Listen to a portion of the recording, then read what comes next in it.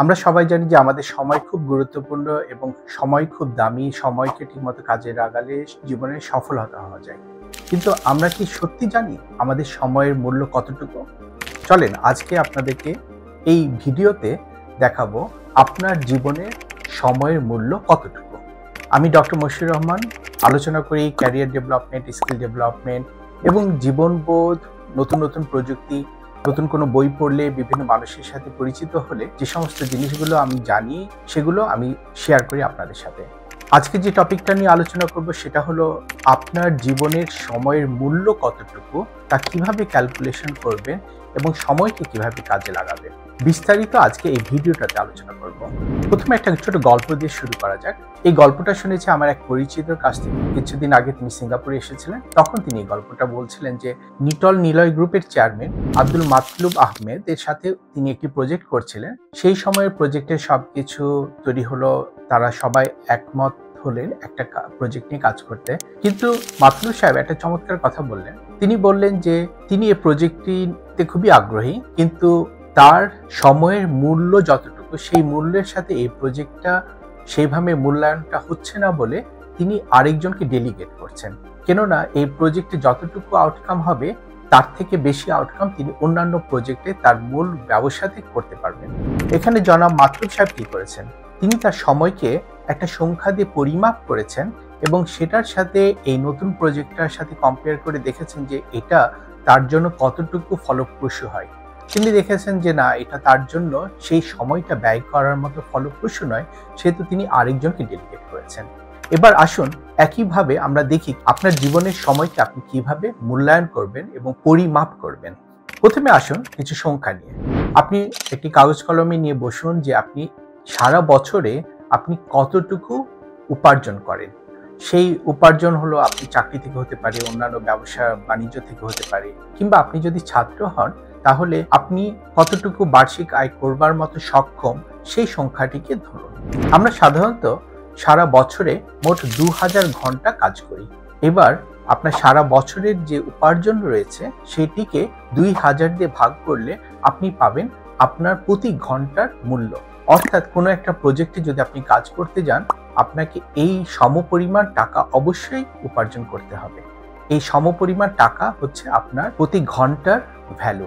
সেভাবে আপনি যখন বিভিন্ন প্রজেক্টকে যখনই আসবেন, তখন মাতলুব সাহেবের মতন আপনিও তুলনামূলকভাবে বিচার করে দেখবেন যে এই প্রজেক্টে আপনাকে সময় দেওয়াটা ফলপ্রসূ হবে কি হবে না। অন্য কোনো বন্ধুর সাথে আপনি যখন সময় দিচ্ছেন, কিংবা কোনো কাজ করছেন, কিংবা কোনো ব্যবসা তৈরি করার চেষ্টা করছেন, তখন এই সংখ্যাটা আপনাকে সাহায্য করবে আপনার সময়ের মূল্যকে জানতে এবং বুঝতে এবং পরিমাপ করতে। এবার আমরা জানলাম যে প্রতি ঘন্টায় আমার মূল্য কতটুকু। সেই মূল্যটাকে আপনি কিভাবে রক্ষা করবেন সেটা নিয়ে কিছু টিপস দিই। প্রথমে সব থেকে গুরুত্বপূর্ণ হলো টাইম ম্যানেজমেন্ট খুব ভালো মতন করতে হবে। অর্থাৎ আপনি আপনার সময়কে নিজের নিয়ন্ত্রণে রাখবেন এবং সময়কে খুব সুন্দরভাবে ব্যবহার করবেন। এই টাইম ম্যানেজমেন্টের জন্য অনেক বই রয়েছে, সেটা আপনি দেখতে পারেন। 7 হ্যাবিটস ফর সাকসেসফুল পারসন, এই বইটি আপনাকে সব থেকে বেশি সহায়তা করবে বলে আমার বিশ্বাস। পাশাপাশি সময়কে সুন্দরভাবে ব্যবহার করার জন্য অটোমেশন করুন। যে সমস্ত কাজগুলো বোরিং কাজ, সেই কাজগুলোকে অটোমেট করার চেষ্টা করুন, অথবা কাউকে ডেলিগেট করার চেষ্টা করুন যিনি এই কাজটা কম মূল্য হলেও করে দিবেন। দ্বিতীয়ত, সময়কে সুন্দরভাবে ব্যবহার করার জন্য না বলতে শিখুন। আমরা অনেক সময় না বলতে পারি না বলে আজে বাজে কাজগুলো আমাদের ঘাড়ে চাপিয়ে নিই।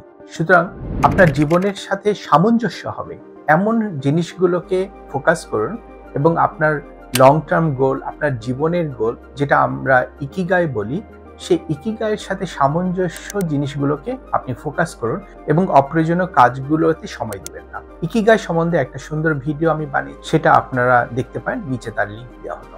এরপর গুরুত্বপূর্ণ হলো আপনি আপনার যে সময়টাকে মূল্যায়ন করেছেন সেই সময়টাকে কখনো অবমূল্যায়ন করবেন না। অর্থাৎ আপনার সময়ের যে ভ্যালু, তার থেকে কম ভ্যালুর কোনো কাজে আপনি ফোকাস করবেন না, সেটাকে আপনি সরিয়ে দিন, না বলুন বা ডেলিগেট করুন। নিজেকে কখনো কম মূল্যায়ন করবেন না। নিজের উপার্জনের প্রতি কনফিডেন্ট থাকুন এবং সামনে আরো কিভাবে এগিয়ে যেতে পারেন সেদিকে আপনি ফোকাস করুন। শেষে একটা কথা বলবো, সেটা হলো খুব বেশি কাজ নয়, বরং স্মার্টলি কোনো কাজ কিভাবে করবেন সেদিকে ফোকাস করুন। Do not hard work, be smart বলে একটি কথা আছে। অর্থাৎ আমি গরুর মতন খাটবো না, আমি স্মার্টলি কাজ করে বেশি ফল বের করার চেষ্টা করব এবং দিনে সবসময় গুরুত্বপূর্ণ কাজের দিকে হাই প্রায়োরিটি দিয়ে সেটাকে আপনি ফোকাস করুন।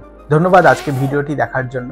আজকে আমি আলোচনা করলাম কিভাবে আপনার সময়ের মূল্যকে বের করবেন, কেন সময় মূল্যবান, এবং সেই জন্য কিছু টিপস আপনাকে দিলাম। আপনার সময়ের কিরকম মূল্য এবং সেটাকে কিভাবে আপনি মূল্যায়িত করেন এবং কিভাবে টাইম ম্যানেজমেন্ট করেন, আপনার কোনো টিপস আমাদের সাথে কমেন্টে শেয়ার করুন। আজকের ভিডিওটি দেওয়া সময়ের মূল্য কিভাবে বের করবেন তার জন্য একটি ওয়ার্কশিট আমি তৈরি করেছি, সেটা নিম্নের লিঙ্কে রয়েছে। সেটা আপনি ডাউনলোড করে সেখানে আপনি আপনার সংখ্যাটি বসিয়ে আপনি এই ক্যালকুলেশনটা করতে পারবেন। আমার পরবর্তী ভিডিওতে থাকছে একটি চমৎকার বইয়ের আলোচনা, যেটা দেখবার জন্য আমন্ত্রণ রইল। তার আগে আপনাদের কাছে বিদায় নিচ্ছি। ভালো থাকুন সবাই। Bye bye.